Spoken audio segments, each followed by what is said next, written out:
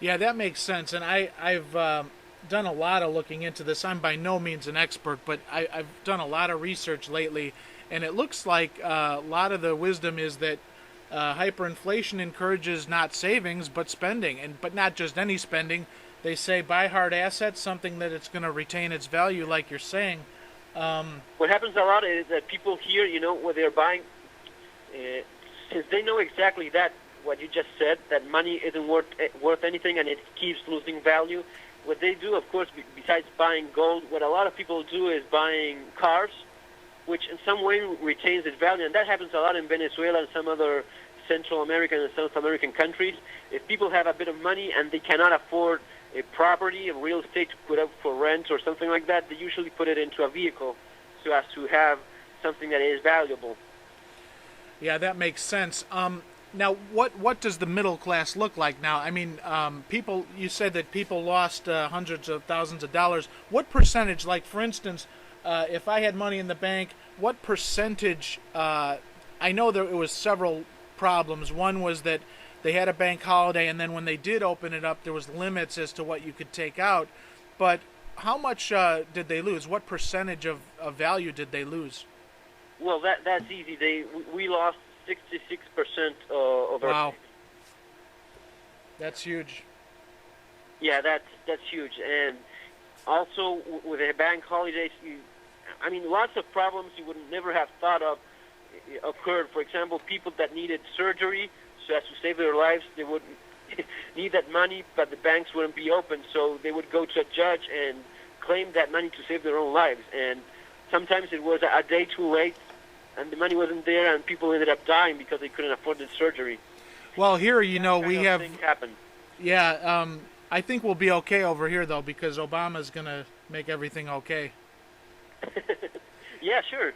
We Yeah, have public health as well here, so, I mean, we already have that, so I can tell you it's perfect. Well, actually not, but right. In theory, but it never works that way because you need someone else's money to yeah. fund it all. Well, I mean, I think it's a pretty good example. Here, healthcare is supposedly free, but everyone that can afford it pays for private health service because we all know that if you end up in a public hospital, you're as good as dead. So one of the things people make sure they pay if they have the money for it is private health plans. Yeah, yeah, I could see that.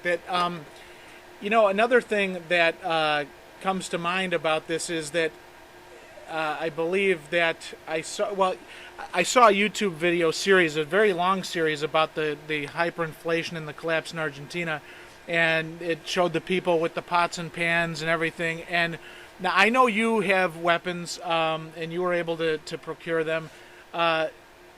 One of the things that I'm curious about is how things might look here versus in Argentina. A lot of people feel that, you know, unless they can enact laws and actually get all the guns confiscated, which doesn't seem like it's possible, Yeah. do you think that would look different in this country? Or what are your opinions about all that? Because gun owners, the purpose in the Constitution, America's Constitution, was so that you could overthrow a government that was corrupt. It isn't hunting, it isn't fishing, those are all fine and good, but it said in the Constitution that if we had a government that needed to be overthrown, we would be armed to do so. And Well, I'm not advocating that now, the but purpose of the Second Amendment, right? right, The Second Amendment isn't about hunting or even, it's not even about self-defense. It's about the population having the tools to overthrow a tyrannic government, right? yeah. Now let's just say, for my benefit, since I'm not over in Argentina, I'm in no way advocating that right now. But in your opinion, how would things look here?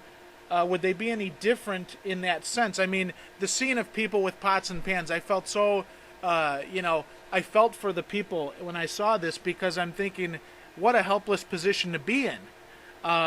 Maybe we're in the same boat and we just don't know it. I don't know. No, I always remember and always keep in mind one of the threads in one of the survival forums.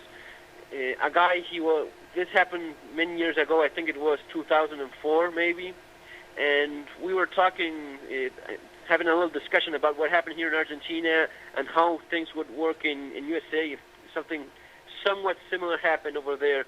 And he was telling me, no, I mean, he said, no way. state-owned banks in USA, that would never happen. Before that happens, people would get killed because we would start killing everyone, and he was very dramatic, you know. And I remember thinking, well, maybe he's right. Maybe a public-owned bank would never occur in USA. And a few years later, that's exactly what happened, and no one is getting killed. People are swallowing the bailout with remorse, but they're not doing anything about it. And that's one of the difference between reality and fantasy. In the fantasy, you would think that such a bailout would have set the entire country on flames, right? And it didn't happen. People are just slowly going down the hill, losing their quality of life in many ways, and just adapting to it is the only thing you can actually do. Expecting some fantasy to occur is of little or no use at all. Yeah, I think you're right. It's actually probably dangerous.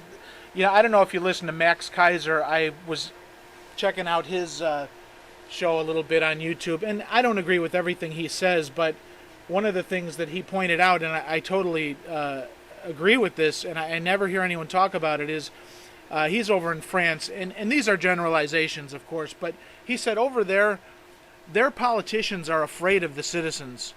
And that's a good, healthy thing. Over here, the citizens are afraid of the politicians. And that's why I think what you just described is absolutely true. People, whether it's because they're lulled into this from television watching and just being lazy, maybe too much affluence for too long, but people just don't give a damn. They're busy talking about sports and other things that maybe that's fun, but there's important things happening in this country, and the men are tuned out to a large degree. Yeah. I still think that the Second Amendment is one of the greatest things USA has going for it, and it's not as appreciated as it should be, because it does in fact give a lot of power to the people. And you see it when they try these gun grabs. They're not even as strong as they were a few years ago. Now the politicians know that people understand what the Second Amendment is about, and they're not going to be giving that up. Yeah, I think you're right. People are starting to awaken a little bit here too. So maybe maybe there is some hope that people will wake up in time. As far as the economic collapse, we're definitely due for some huge impact. I think that we've gone past the tipping point now with the debt and just the money that they're printing. It's going to happen, I think. Well, what's your opinion? I mean, is it, from your vantage point, is hyperinflation a definite for the USA? I think you're going to be seeing inflation in USA pretty soon.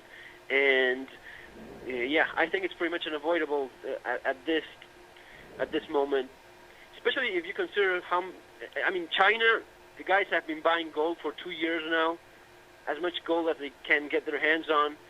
They're not stupid. Rich people, I just posted about that on my blog this morning.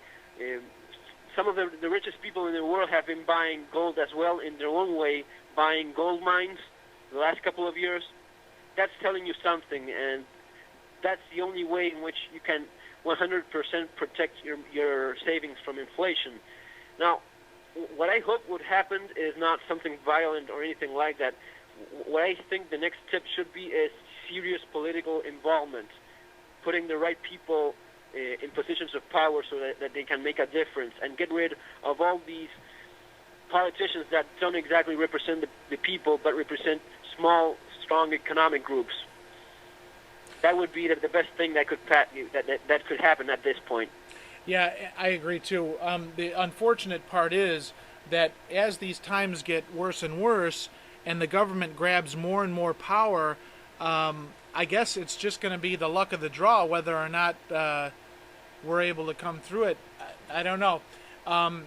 What about you talked about gold and so forth. It brings up something in your book about the bartering. I know that you talked about people were setting up bartering exchanges, and then there was a kind of an internal currency at the barter exchange.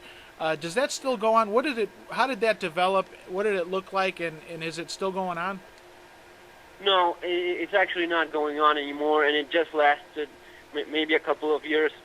it was a boom right after the economy collapsed in 2002, and a lot of people that didn't have any other way. And there's lots of good YouTube videos about that, how barter worked here. We had different bartering clubs, and you would take whatever you had or whatever skill you had, and you would trade it in these different barter clubs, and you had coupons that were sort of a currency.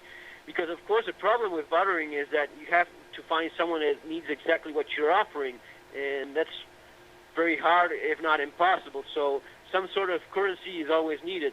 So there was problems afterwards. At first, it was like a huge help for people that had nothing at all. They had lost their jobs, and whatever thing they could make themselves or whatever skills they had to trade were valuable in that context. But soon enough, people realized that you need some sort of currency. So most of these barter clubs ended up evolving into something that used currency as well. So what you ended up seeing was that huge markets where people usually were selling goods and services at a much more affordable price than in the normal stores. Even accepting dollars or euros, whatever you had, the guys would be willing to trade for it. Yeah, there's an interesting video. I don't know if you've seen this. It came out recently. Very professionally done cartoon video called The American Dream. And if you go to our website, Survive2Day, I've got it reposted up there. But it's interesting because they talk about that exact thing. In early economies, bartering quickly became cumbersome because, like you say, if you've got a basket of oranges and somebody else has a basket of pears and you want to trade, well, if they don't want the oranges, they're not going to trade you. So you got to find somebody who wants it. And so that currency or the money, gold, silver, provided that medium of exchange. So very interesting That's concept. Something, again, you often see in the discussion boards, the survival boards, saying this or that is going to be worth its weight in gold after the collapse, as if it just saying so would make it happen, and Right. It's not how it works. The only thing that's going to be worth its weight in gold is going to be gold. Yeah. If you have some savings and you want to prepare for a very serious collapse, then put that money into precious metals that it's going to be worth something after such thing happens, and not just buying tools or buying something that you think you're going to be selling to someone else for a fortune. It's really not going to be going down that way.